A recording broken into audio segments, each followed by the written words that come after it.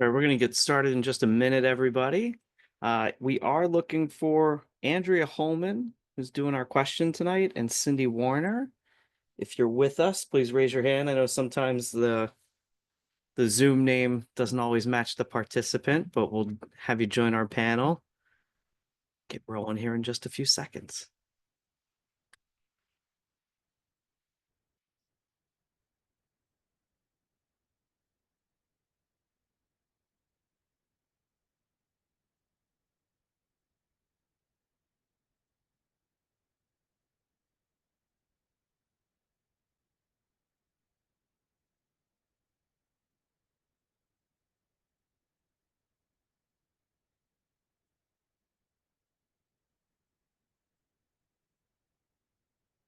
Okay, with that, it's just a little after 8 o'clock on a Tuesday night. Thank you all for joining us and welcome to Module 4. My name is Patrick Dunn and I'll be your host facilitator for tonight. I earned my APR in 19, and it's always a pleasure to come back and host and facilitate these and connect with all of you who are studying for your APR and connect with the other panelists that we'll have who have their APRs. So thanks for letting me crash the party. And as you're getting ready to participate, we're warming up our keyboards to participate tonight. Name one of the steps in the four-step RPI process. I may have given a little bit of away there, but that's what we're going to do. That's our intro for tonight. What is one of the four steps? Research, planning, there it is. Evaluation, implementation. Fantastic. I think we've hit them all. Keep them coming as you're signing in. And, this section really is probably the heart of the APR process. We are looking at about 30% of the KSAs for the exam are coming from just this section alone. So not only is this going to be important to your professional practice, but this is also really this is where the rubber meets the road, and this is really the key of what you'll be tested on for the process. So really, as we work through this module this week, apply what you're learning to practical situations. You have definitely been in a situation where you could have done some research for a project or needed to plan out a campaign or evaluated how things went. These are all things that going through the practice material and the readings, you can apply those directly to what's going on in the real world and start to make those connections. So we also need to understand the RPI process before doing our panel. And again, we always study first and then apply. Well, that really applies here. So we really want you to get comfortable with this RPI process, the 10-step plan that comes with it. Again, it represents about 30%. So this is really one of the largest chunks of the exam knowledge. And we've got some great, very skilled APRs here to help walk us through all this material tonight. So let's start with Christina. Thank you for joining us. Tell us a little bit about yourself and how you tackled getting ready for this RPI, the sort of the key to the whole APR process here. Sure. Thank you, Patrick. So my name's Christina Baumgartner. I am the public relations specialist for the Bayshore School District on the South Shore of Long Island. I earned my APR in 2019, and I prepared, and it's funny because RPI is the part that I still use even with people who don't work in PR when I'm trying to explain things about PR to them. And I always tell them it's a little disappointing because unless you go to the grocery store, there's no pie that you get to eat at the end of it.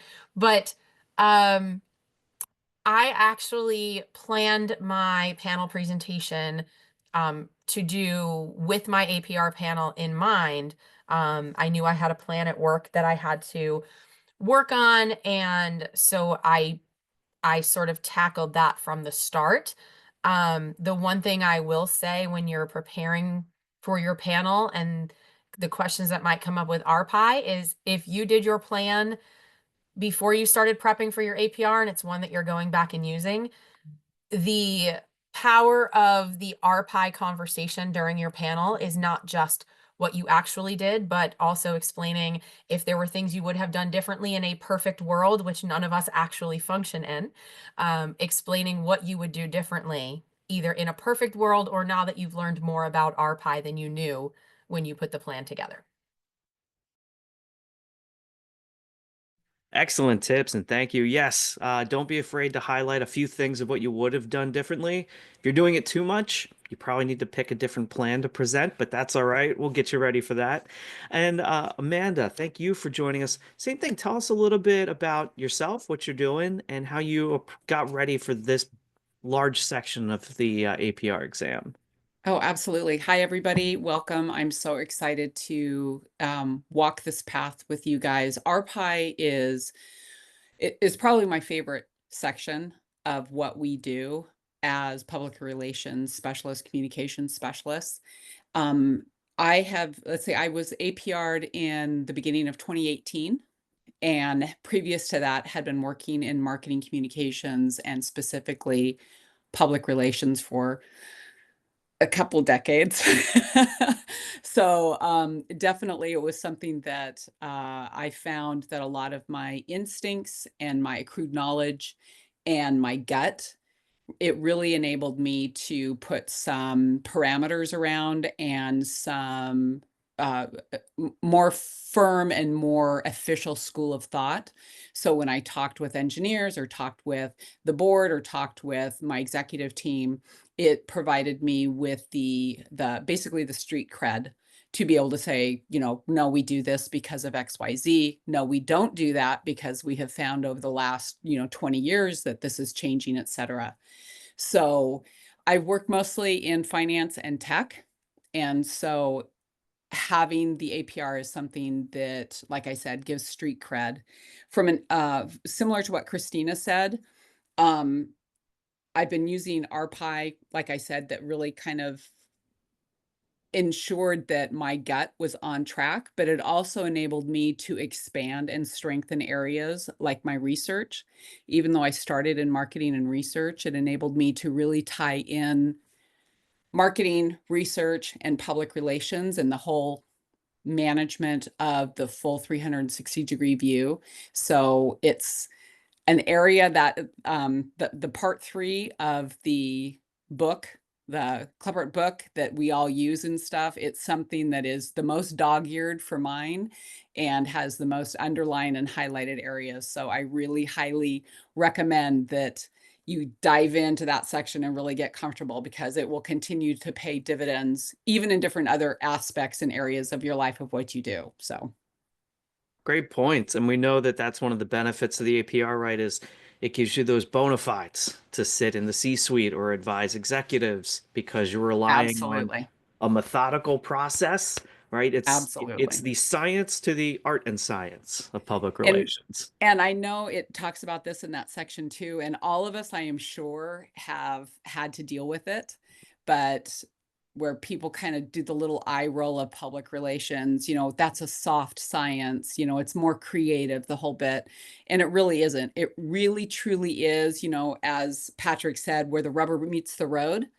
And it really is the ability for you to be that bridge between the creative and what we want to do, managing a brand or managing an objective, and tying in the stats and the research and all of the hard science that executive teams want to know about. Excellent. Well, thank you both so much for joining us. So tonight we're going to go through a scenario practice. We have some wonderful notes on the outer part of just getting into the RPI process, and then we also have a rehearsal, a panel presentation. So you guys are going to get to see a whole bunch of stuff tonight. So please make sure that you're putting questions in the chat, that you're engaging with each other, and we're going to roll right into the question. So. It looks like Andrea was not able to join us, so I'll go ahead and take a stab at this. Again, these scenario practice questions are a great way to get ready for the exam. And as you are writing them as part of the online cohort in your modules, really focus on pulling out very specific details from the readings, making sure that you understand the question, therefore other people can probably understand it too. If you've got a question about, I don't know if this is right, pick a different topic or find a different line and try to cover something that you can really kind of sink your teeth into. Again, this is a great way, whether you do it online or through the flashcards. This repetition is key. This is a really great way to get ready for the exam. So here we go. Your scenario practice question. You work for a school district that is struggling to attract and retain staff to the district. The superintendent comes to your office in February and says she is going to recommend to the school board at next month's meeting that they change to a 4-day week following the school year to attract new staff. She wants you to put together a plan to communicate to parents and staff about this upcoming change. So, in your management role, what do you recommend to the superintendent? Choose 3. Gather research from the Human Resource Department to determine key trends impacting staff turnover. Write a letter to all district families with the proposed new schedule for the following school year. Email certified and non-certified staff to determine the impact of the proposed change and what it would have on their decision to stay in the district.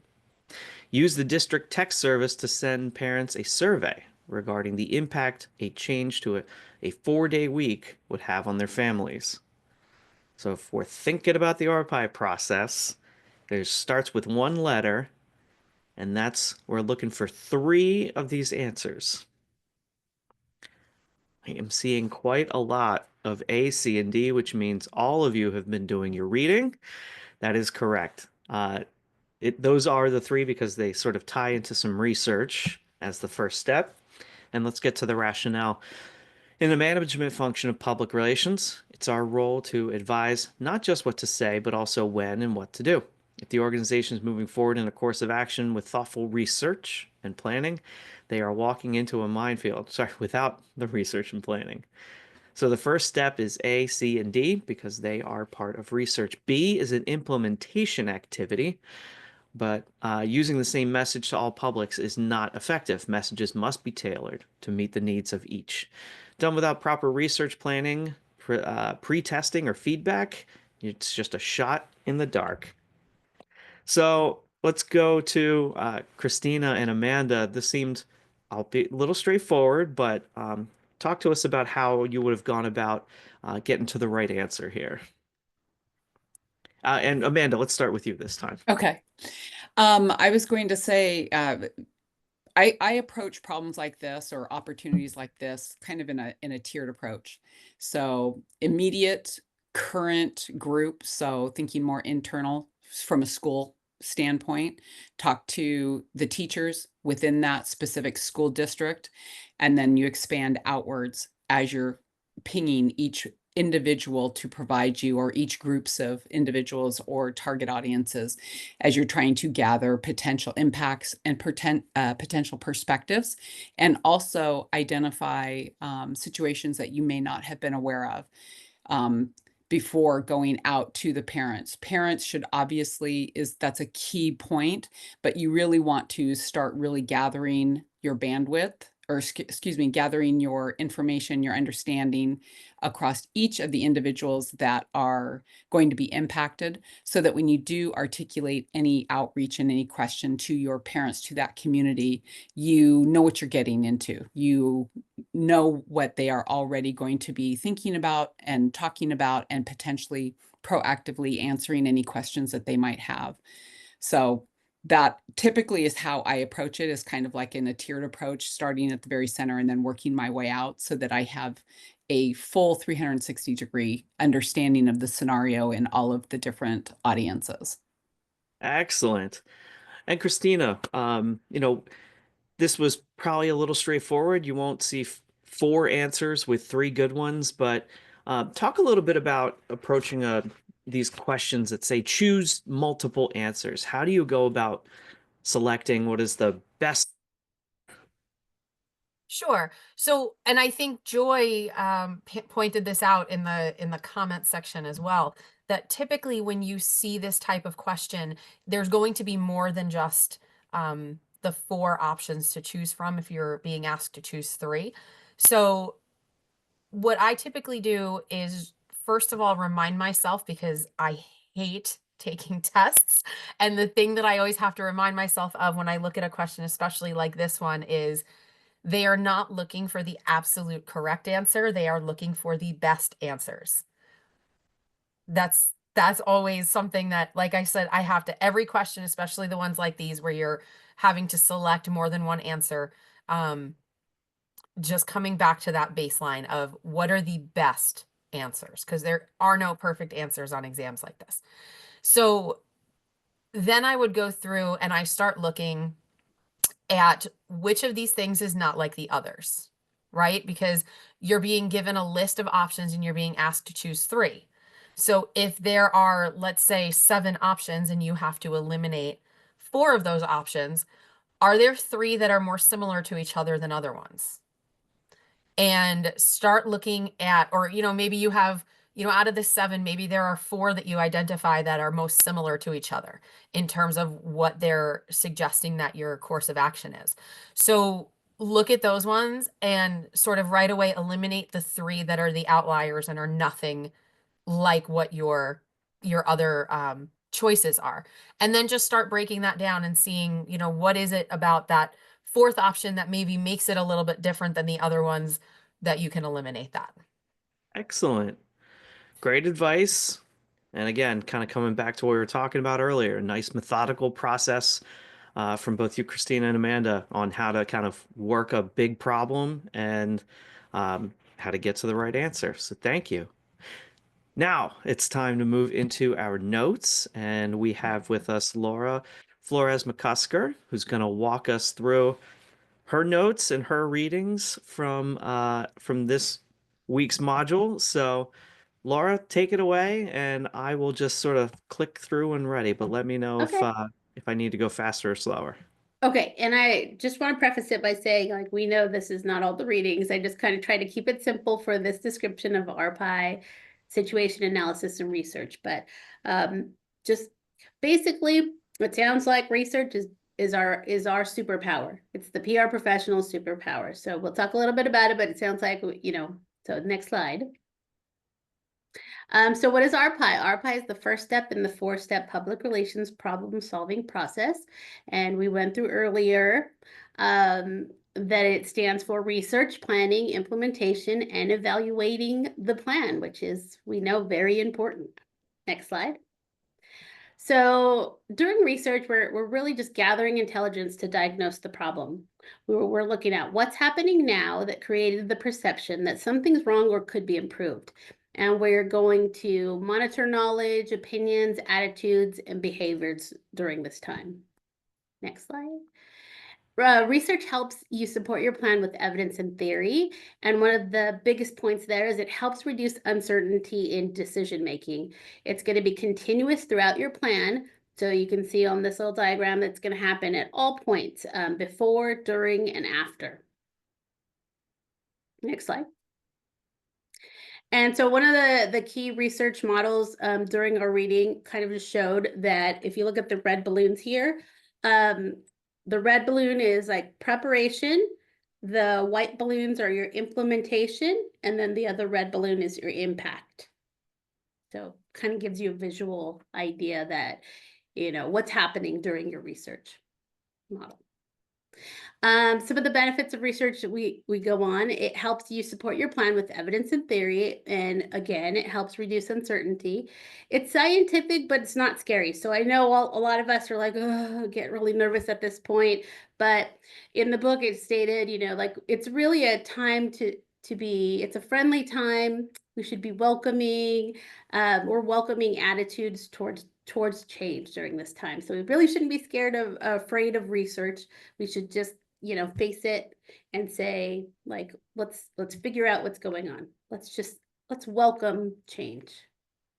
Next slide. So it starts with the problem statement, and we're asking ourselves a series of questions. What is the source of concern? Where is the problem? When is it a problem? Who is it involved or affected? How are they involved or affected? And why is this a concern to the organization and to the publics? It's to publics. Next slide. So it starts with the problem statement. And so when we're coming up with our problem statement, we should write in present tense and talk about what's happening now. We should describe the situation in specific and measurable terms. What where, when, who, how, and why, and we keep it short and simple. And so what we're going to do is also avoid the words will, could, should. These address desired future states, and we do not want to place any blame in our problem statement. Next slide. So an example would be only 5% of new clients come back for a second haircut within 6 months, compared with 21% of all clients, resulting in lost contact and reduced salon revenue. So that would be a good problem statement. Next. And then it comes to our situation analysis, and we're going to just throw the book at them. We're going to give them everything in this phase. We're going to give them facts, history, background info. We're really like looking at everything, internal factors, organizational. On the organizational side, internally, we're looking at policies, procedures, structures, processes. Externally, we're looking at everything that stakeholders would see. So we're doing an analysis there. And next slide. And then we're looking at research methods. We're looking at there's two types. We've got informal and formal. Informal uses non-scientific methods, and it can apply findings to a smaller group. It discovers new info and helps solve a problem.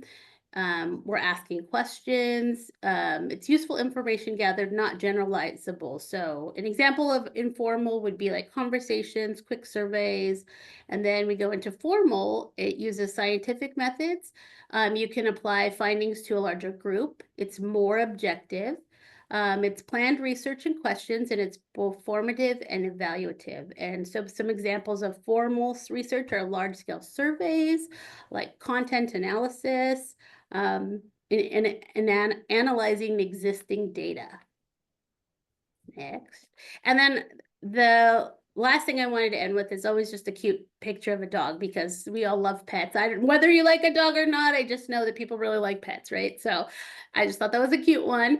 But I wanted to highlight in our readings and what we studied and in research is the importance of listening. And I just put a cute little quote there, but really it all comes down to listening during these phases. It's very important in our research. So I just wanted to end highlighting that. That's it. Excellent. Well, thank you so much. Very thorough, good notes. And you really covered a lot of ground when it comes to research, and I saw a few quite key terms in there that you hit up. So thank you. Christina and Amanda, let's talk about some of the notes that Laura presented, and what were some key things that stood out to you as far as really diving into the research section of your studies and what you found on the exam. Christina, let's start with you. So I thought that was a really great job, Laura. I particularly liked the way that you broke down the differences between informal and formal, because I think that that's something that I see a lot of people get tripped up on. But I thought overall this was a really good breakdown. Not so much in terms of the exam, but in terms of your panel. And it goes back to what I said during my introduction about don't be afraid to say the things you would have done differently. When we're talking about research, the other piece that I see people get hung up on when they're preparing for their panels is the idea that everything has to be that formal survey sort of research. And the reality is, you know, I have often in my career found myself in settings where I was not able to do surveys. And going to one of the points on your slide, on your slides, Laura, about you know, that doing this research helps us find out things that we don't know. I once had someone say to me, we're not doing a survey because we might find out something we don't want to know. So when you're in a situation like that, don't be afraid to get a little bit creative about your research. The survey data that you're relying on, although it may not be perfect to rely on somebody else's data, it doesn't have to be your survey data. It can be more general about audiences. One of the things I always tell people is when you're trying to do research, look at the Pew data, particularly if you're trying to do research on social media platforms and what audiences and what age groups are on which platforms. That data can be so valuable, and it's still considered research when you look at things like that. So just something to note, and that is something that you can talk about at your panel, that, you know, this is the reason that you did research the way that you did it, in a way that you can make clear that you do understand the differences between the different types of research. Great points. And Amanda, talk to us about, was there anything that stood out in the slides that struck a chord with you, or how you would have prepared for the research section? Absolutely. One of the things that I can say is absolutely true, and that you will all find in your book in this section, is that there's two reasons why we don't do research. The first one is budget. The second one is usually a lack of knowledge of how to do research. And so it's very important, as everybody has said to this point, about not only the difference between formal research and informal research, but also to look at every research opportunity as an opportunity for you as a practitioner to continue to expand your knowledge base and your experience level, and to pull not only what you've learned in previous opportunities or in previous work, but also to identify at least two ways that your research could have been better. If you approach each project and each of the RPI approaches and projects that you do, with using each one of those sections as an opportunity for you to learn, specifically with when we talk about research, it's really great for you to also have a way that you can talk about what I've learned, what I wish I could have done differently.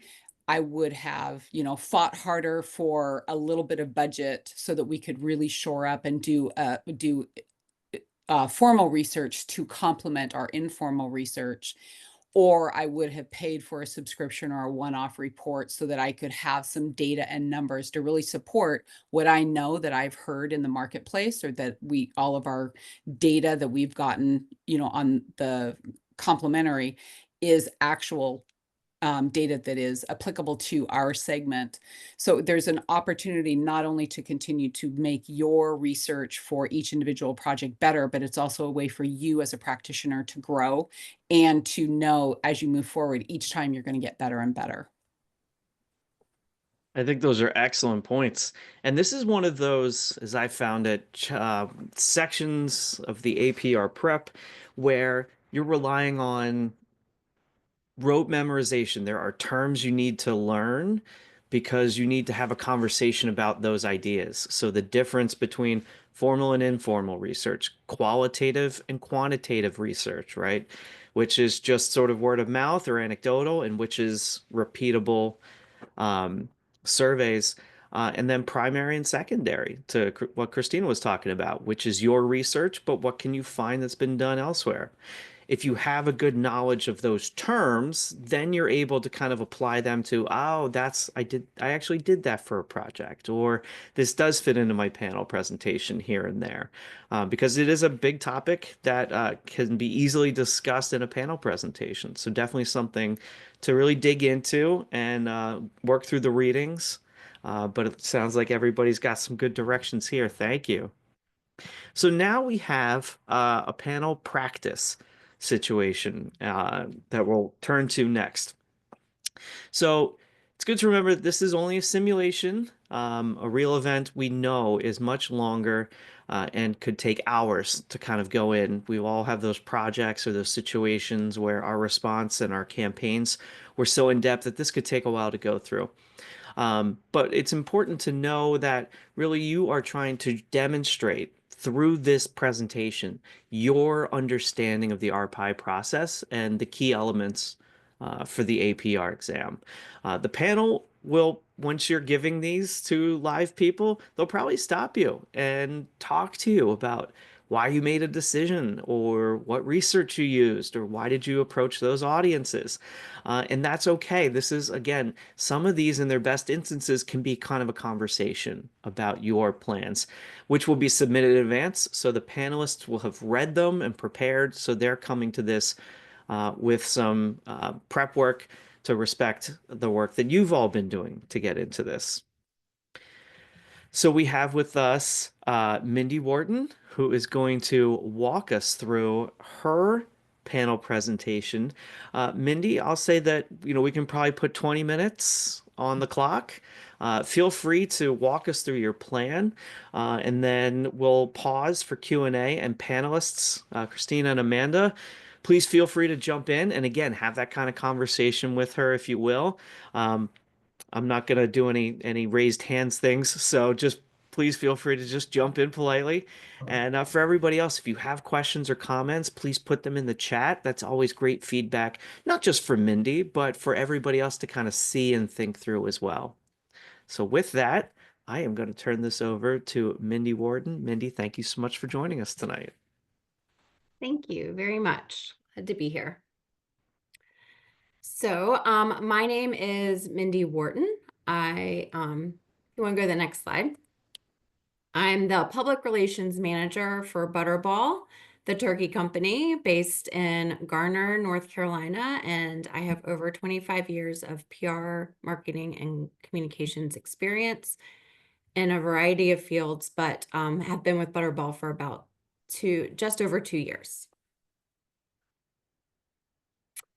So the situation, Butterball has been synonymous with Thanksgiving for over 70 years. However, the market for seasonal whole turkey is competitive. And while 1 of 3 turkeys served at Thanksgiving is a Butterball, that position is precarious. Butterball needed to develop a breakthrough innovation in the seasonal whole turkey category, which was a feat that had not been achieved by any company in decades. So we conducted extensive product research, which ultimately led us to the consumer problem to solve, which was make Thanksgiving easier with a turkey I can cook directly from the freezer that comes out delicious, juicy, and golden brown every time. So we did that. We created a cook from frozen premium whole turkey. Now we had to go to market with this. So the problem opportunity statement was Butterball must develop a national marketing communications campaign to support a new product launch with a focus on novice and experienced holiday hosts who may shop at 5 key regional retailers: Harris Teeter, Publix, Kroger, Walmart, and Lowe's Foods. The campaign should run October through November 2024 and must achieve product awareness and drive purchase to ensure increased distribution in future years. Just a quick little background. We did a pilot of this program, which I'll refer to later on the year before. So just giving you that background. Okay, research. So, next slide. Our primary research was really done on the product, which helped us determine our Publix and our campaign messaging. So we did a lot of formal and quantitative research with surveys, both when we needed to come up with what product we were going to make, and then once the product was determined, the cook from frozen turkey, how folks felt about it. Then we did some informal qualitative surveys where we had focus groups discussing the product. We did a lot of shopping studies to determine how to merchandise the product, packaging surveys, and then in-home usage surveys with people who had actually purchased and cooked the product. Mindy, I have a quick question for you on your formal. Sure. Did you have access, or is there formal research around in the food industry for frozen foods, seasonal frozen foods like this? Like does a Frost and Sullivan or Forrester or other research house, do they have food category, or is there a food category specific that you can see trends, etc.? Yes. Circana is Okay. a company that we use to really zero in on that grocery retail market research. Okay. And is that some of the research that you use to help identify and kind of put quantification around what your problem was that you were trying to address from a market growth or a market recapture standpoint? Actually, I don't think we did a lot in that perspective. I'm trying to think back to this. This was really done in like what is the pain point? What Mhm. do consumers want? What is the biggest problem with cooking a whole turkey? Mhm. Specifically a frozen turkey, because that's where we Okay. have greatest sales. Market share. Yeah. Okay. All right. That makes sense. Okay, as for secondary research, so I don't know if you're familiar, but we do have the Butterball Turkey Talk Line. And for over 40 years, the Butterball Turkey Talk Line has been answering consumer questions. And so we were able to look at that data and see that the top questions year over year were around how to thaw a turkey, how long does it take to thaw a turkey? A lot of questions around thawing. So we knew that this was top of mind to consumers. And then we did our competitive research to see who else was doing what. There are other companies out there doing a cook from frozen product, but they are cook in a bag. Whereas the cook from frozen that we created, you take out of the bag and put directly in your roasting pan. So it allows it to have that in oven roast, so it achieves that golden brown. So all of that product research, we were able to pull out messaging from the folks that we talked to help formulate our messaging. If you want to go to the next slide. And then we also knew from our research, we had made some assumptions that this was really going to help us connect with the next generation of consumers, but we actually found out that expert hosts, folks who were experienced, really wanted Thanksgiving to just be easier. So we realized, wow, we have a lot of different folks that may be interested in utilizing this product. So we applied our research findings to inform what we wanted to say. So campaign messaging was pulled from some bullet points like the cook from frozen turkey was simple and straightforward to make. It was convenient. It was picture perfect, nicely brown and crisp. And we also came to realize there was this emotional connection from the product because it made them feel like the preparation was effortless. And then we also applied our research findings to determine who we wanted to reach, our publics, which were new and inexperienced hosts, unconfident in cooking a whole turkey, as well as experienced hosts who just wanted Thanksgiving to be easier so they could focus on other parts of the meal and spending time with friends and family. So we dove into our planning. And our goals were to grow Butterball's share of whole turkey sales at Thanksgiving, make consumers aware that Butterball has turkey options for all types and sizes of holiday celebrations, host experience levels, and effort levels, and stay relevant as a brand by connecting with the next generation of holiday hosts. And our key publics were millennial Thanksgiving hosts. That is this next generation coming up, or they're in it right now, but pretty new. Experienced Thanksgiving hosts. And then these other two key publics were really for the marketing side of this campaign, and that is our grocery retailers, who I mentioned earlier, who had opted to sell this cook from frozen product, and then grocery retailers who could sell the cook from frozen product in future years. Our objectives, our three objectives were to achieve at least a 50% sell-through October through November at participating grocery retailers, which was an output objective.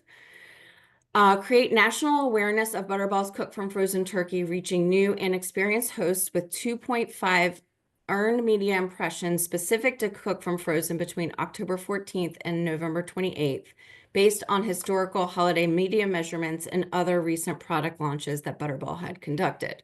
But in the headwinds of a highly publicized presidential election and uncertain media landscape. That was an outcome objective. And then also increase cook from frozen production by 108% in April through October of this year, by winning future sales commitments from the current participating regional retailers, and by securing 3 to 5 new regional retailers by March of this year, this month. Also an outcome objective. Mindy, can I just ask a question? Yes. Um, where did you sort of come up with um the numbers in these objectives? I'm Yeah. curious what you were, was there something in your research that led you to the 50% or, to, create the awareness with 2.5 billion media impressions? Yes. So the 50% was based off the pilot program I mentioned earlier. The year before, we had 3 retailers sell it, and it was a struggle to reach that 50% sell through. But we do know innovation takes time. It's kind of like chipping away at a block. So we brought on new retailers, and then that's why we had that goal of the 50% sell through by Thanksgiving. The 2.5 billion earned media impressions. So that was based on what Butterball typically achieves with our holiday media. We are usually in the billions, but what we really wanted to do, I put in here specific to Cook from Frozen. We wanted to see by launching this earlier, which you'll see in my timeline, but October 14th was about 2 weeks before we do our typical holiday media launch. So we wanted to see Cook from Frozen specifically mentioned in media. And we did a new product launch the year before for a different product. So we had some idea from that, how it might go. But then we also had to account for the presidential election and all the media that was going to be covering that. And then as for the production increase, that was just an operational goal that of what we wanted to be able to grow. That again, that like kind of tiered program as you start with the innovation of how you can grow smartly. Okay. Did you have feedback? I think I was struggling a little bit with looking at the objectives because what you typically want to make sure that you do is talk about who is going to do what by how much and by when. So I Mm-hmm. think when I looked at these objectives and you explaining, so like that last objective, I'm still struggling a little bit to see how that fits into the Mhm. communications plan Gotcha. aspect Yeah. of this. So, uh-huh. Because to me I look at that and that is a production end sort of goal, so I'm struggling with how that fits in um with your communication goals. The first two I understand a little bit better, but I might reframe those two objectives to talk about how much are you trying to raise awareness by, and what are you measuring. I mean, when you get to your evaluation, you'll talk about what you're measuring that against, but um sort of reframing those objectives into that, who's going to do how much and by when. I was just going to add on to Christina's comment. The third objective that you have there, it actually makes me wonder, it was there activity that you were working with maybe the sales team, Mm-hmm. and was there a strategy that you were doing to support the sales team specifically so that they were, whether it was offering, some sort of a spiff or some sort of a relationship enhancement for the retailers that you were trying to really push to increase the amount of product that they were moving during this timeline. So I like the fact that your 3 objectives are diverse. Um, Tighter tie-in, as Christina was saying, with how they relate specifically to your communication plan, because having all 3 of them being so diverse, it it's an opportunity for you to shore it up a little bit more, to show just how strong your efforts and your plan, it was more cohesive across the board and not just like a single focus in a plan to talk to, those 2 publics. Right. Okay. Yeah. Like I said, this was an integrated marketing campaign. So Mhm. we had a whole marketing paid Yeah. push. And so that's where this objective came from. But as you'll see a little bit later, we were able to help in that effort by the promotion, the coverage that we got. Excellent. So we were able to help with that initiative by just being so visible. But you're right. I mean, that was part of a more like lower funnel strategy Yeah, yeah. with the marketing team. I like the diversity though. Mhm. Okay. So our strategies were to create a breakthrough national integrated communications campaign focused on driving product awareness and product consideration with new and experienced hosts while growing distribution with grocery retail partners. Launch the Cook from Frozen campaign in mid-October to account for timing of when the product would be on the shelf, as well as Butterball's traditional holiday activation launch. Like I said, that's around November 1st, and in the headwinds of the media landscape during an election cycle. And then position Butterball as the only turkey company that can provide a Cook from Frozen turkey, ensuring a juicy golden brown turkey in just 2 steps, unwrap and roast.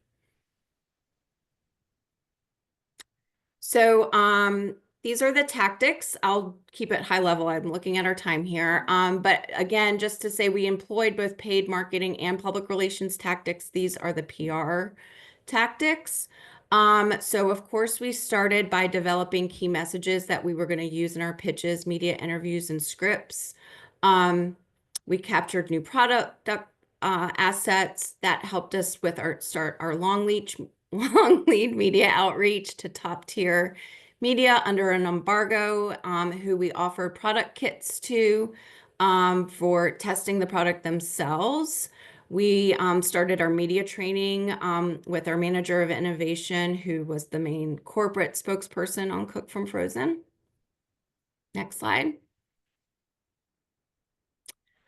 We wanted to secure some social media influencers to receive product kits as well, in hopes that they would promote the product's positive attributes to their followers. We wanted to record an audio news release to distribute in radio station markets where the product was available. Record on-hold messages for callers to our Turkey Talk line, just letting them know about the product. We updated some previously created materials, how-to videos to account for some changes year over year, and posted those to our product landing page and YouTube channel. We also did a national press release on October 14th to announce the product, and then we followed that by more broad media outreach. Next slide. Create a product landing page with specific product information, FAQs, and the how-to videos. Media train our Turkey Talk line experts, who were additional spokespeople for us, so that when they did their holiday interviews, they could potentially plug the product. We wanted to set up a satellite media tour with our Talk line experts, targeting markets where the product was available. Already talked about the interview, product placement, educate our Turkey Talk line experts about Cook from Frozen. So when folks called, they could answer product questions, and then utilize our owned organic social media channels, Facebook, Instagram, and YouTube. So implementation. We had a very extensive timeline. This is just like a piece of it. It's really long. I've got to figure out how I'm going to put that in my actual presentation. Next slide. But we came up with this is our key messaging document, where we just really boiled it down to Cook from Frozen: simple, delicious, you'll be the holiday hero. And those are our talking points that we shared with our spokespeople as we media train them. Next slide. These are some of the outlets we reached out to for long lead, and then the product kits. Next slide. Updated images and video assets. Next slide.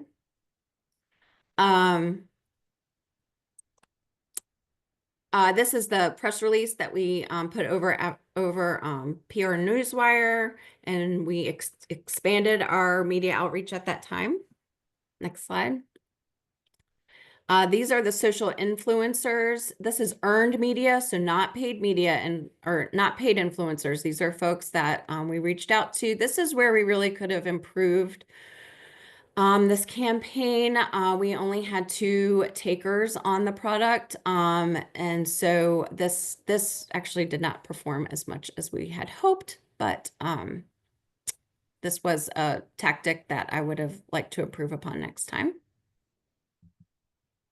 This is our satellite media tour, kind of behind the scenes snapshot there, and our lineup for the day and our on-hold messaging that was connected or recorded. That next slide. So this is just a snapshot from one of our Turkey Talk Line experts who was able to promote Cook from Frozen in a broadcast that she did. Next slide. And then, of course, utilizing our social media channels organically to promote the product. Next slide. All backed by our Turkey Talk Line expertise. All right, so evaluation. If you want to go to the next slide, our budget for the earned media piece was $200,000. The proposed budget from, we work with an external firm, was 210. Our final spend was 203, which like never happens. But this was an example of our activities and a description of the activities that our firm helped us Yeah, develop. how did you come in under budget? Yeah, that's, I don't know. Maybe they knew that we really needed 200 and they worked with us on that. Okay, so comparing to our objectives, so we needed to achieve at least a 50% sell-through, and by Thanksgiving of 2024, all 5 of our participating retailers had reported a sell-through rate between 61 and 92%, with Christmas still to come. And while our paid marketing and advertising campaign contribute a lot to the conversion tactics, the overwhelming press coverage of the product certainly created awareness for the Cook from Frozen turkey ahead of shopping. So the next slide just gives you, this is that a year-over-year snapshot of how we were looking in 2023 in that small pilot program. Like I said, it was kind of really stretching to get to that 50% sell-through. And then you can see how we were looking in 2024 by Thanksgiving, with including our 2 new retailers there. Next objective was that 2.5 billion earned media impressions.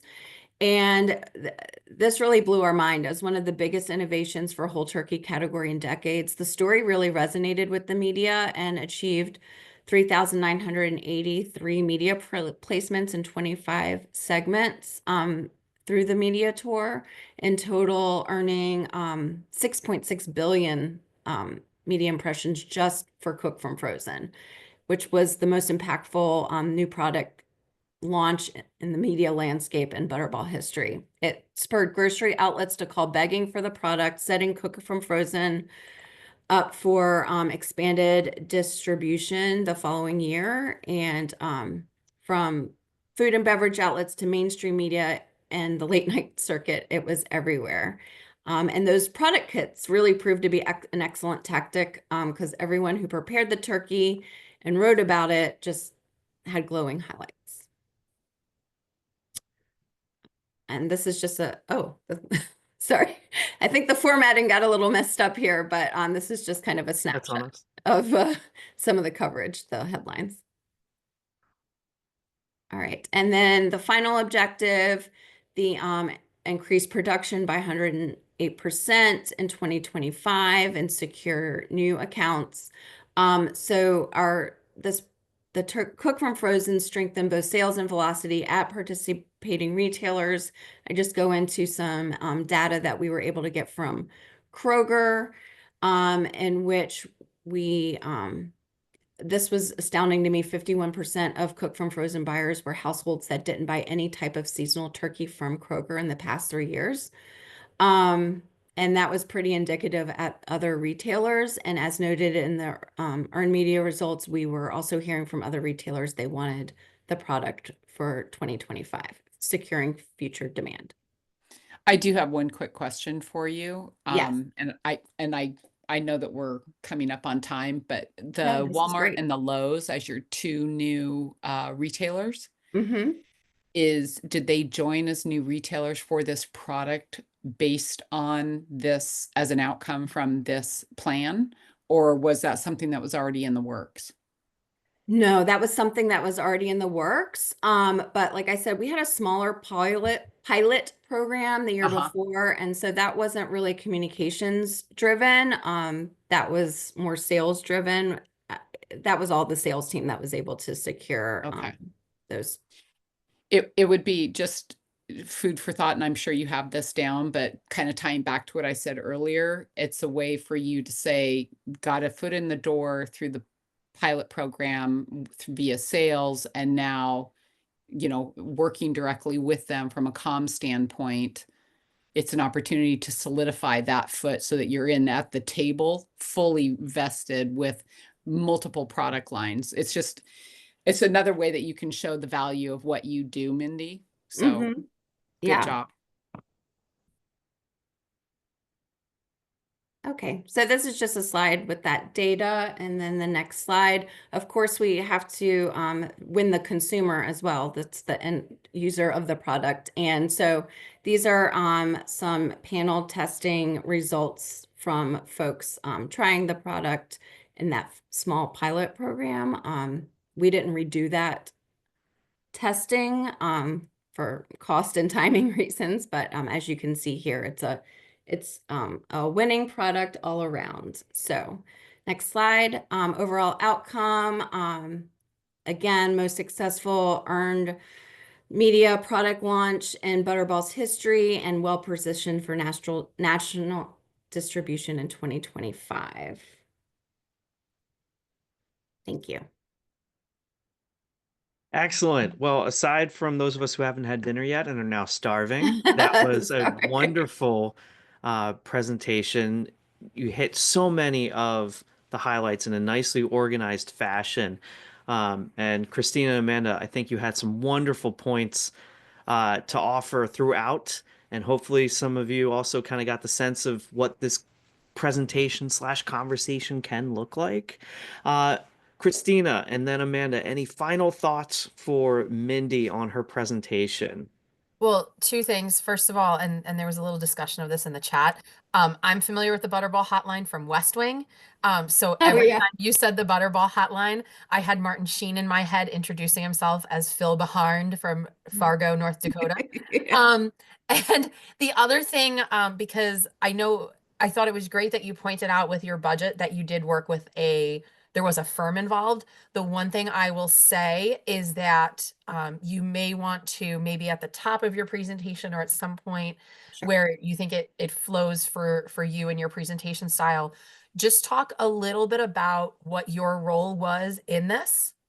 Because one of the things that um that they like to see made clear is, did you work on this by yourself? Did you create this plan entirely by yourself? Or were there other folks involved in different pieces of it? And being able to talk about specifically what your role was in it.